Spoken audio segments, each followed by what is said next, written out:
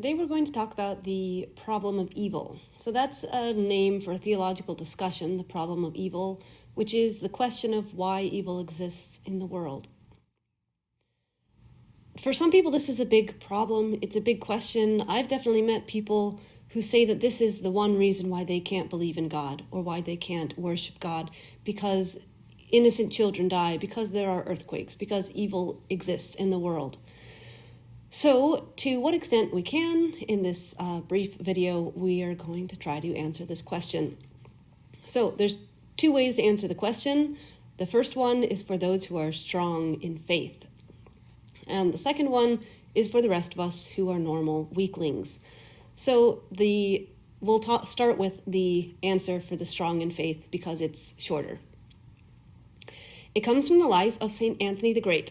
There's this story, it's written in the life of St. Anthony, that he asked God, "Lord, how is it that some die young while others drag on to extreme old age? Why are there those who are poor and those who are rich? Why do wicked men prosper and why are the just in need?"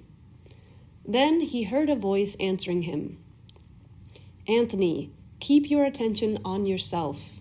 These things are according to the judgment of God, and it is not to your advantage to know anything about them." Okay, so if you can receive that answer, you're set.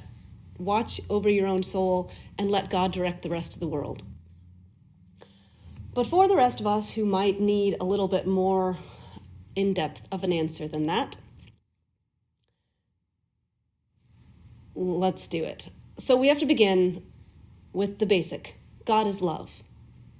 This is the foundation of our theology. This is the foundation of our scriptures. God is love, and he wants us to love him. Right? Son, give me your heart. This is the call of God to each of us. Now, in order for us to love, we have to have freedom of choice.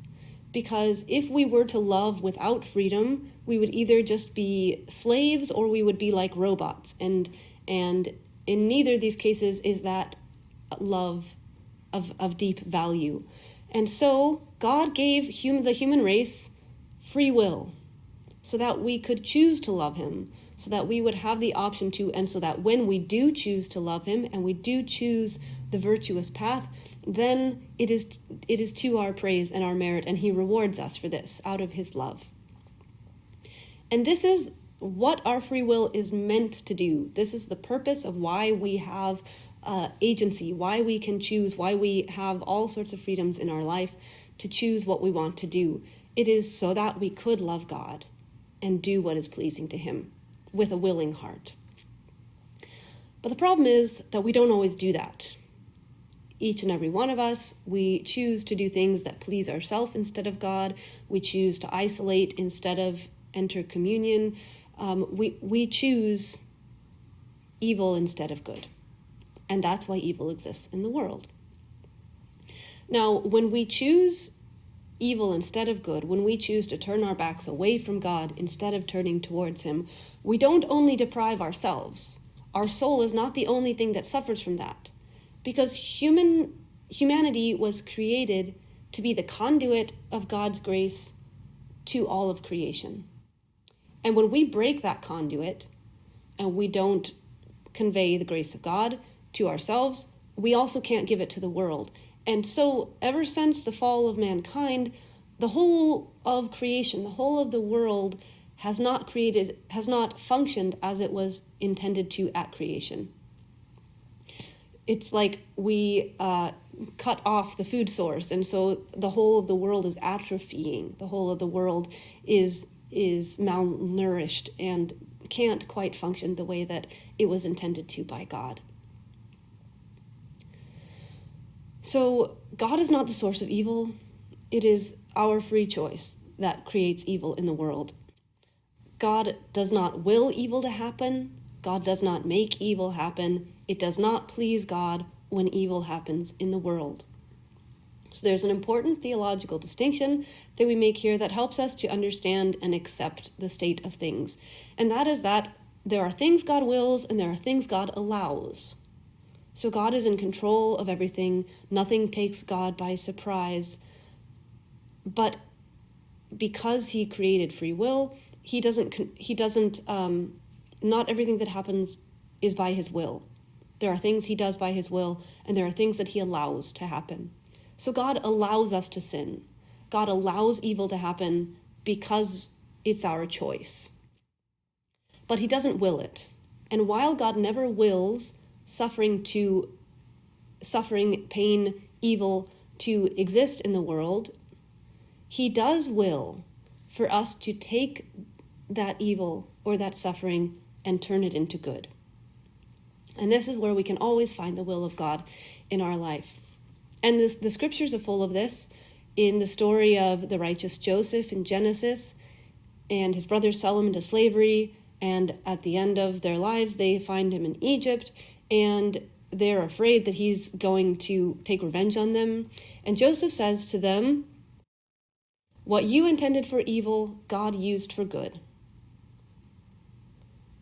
And this is the same premise of Romans 8:28, that all things work together for the good of those who love God.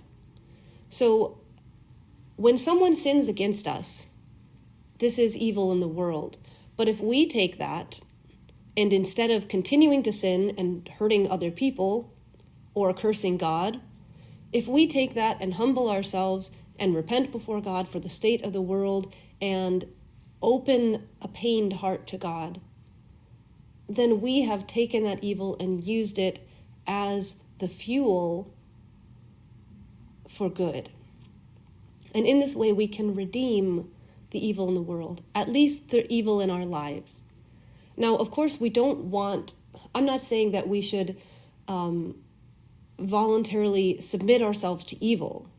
But in the cases of chronic illness or childhood trauma, things that you can't get away from, you can't change, you can turn that evil into good by allowing your heart to soften and humble and seek God in your pain. And he will make the way out to take what the world intended for evil, that he can use it for good. So, to sum things up, evil exists in the world because we do it. And we can rid the world of evil in as much as we can rid our life of evil. So let us try to purify our hearts. Let us return our free will to directing us towards God. Turn our desire to God. Remember God. Place our hope and our trust in him. Do no harm to people. Speak no harm to people. And do our best to keep our minds free of thinking harm in the world. And we can be blameless as doves and wise as serpents. And in this way, we will fill the world with God's goodness and his love.